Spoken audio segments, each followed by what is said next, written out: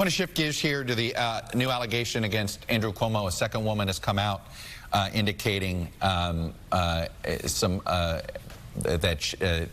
Governor Cuomo made her feel uncomfortable in many ways. Here's his statement from last night, where he basically confirms at least some of the substance of the conversations they had.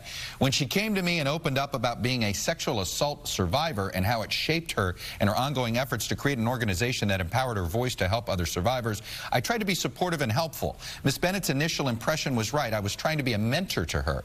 I never made advances toward Ms. Bennett, nor did I ever intend to act in any way that was inappropriate. The last thing I would ever wanted to, was to make her feel any of the things that are being reported.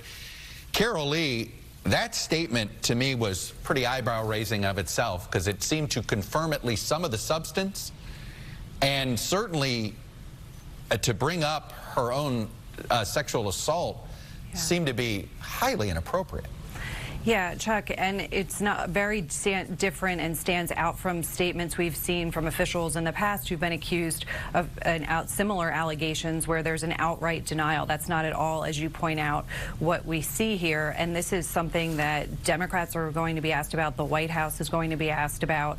We've heard, I spoke with White House officials this morning who said, look, everybody who comes forward deserves to be heard. We support an independent review. And this is just another instance where, particularly with Governor Cuomo, where they're having to answer questions about his conduct in office. Prior to this, there were earlier allegations, and then there was his handling of nursing homes. So it's really something that sounds like it could eventually lead somewhere, and this independent review will obviously see that through, but also something where there's a little hands-off approach from the White House. Gene Robinson, I mean, this Democratic Party of 2021, can you imagine Andrew Cuomo surviving in it?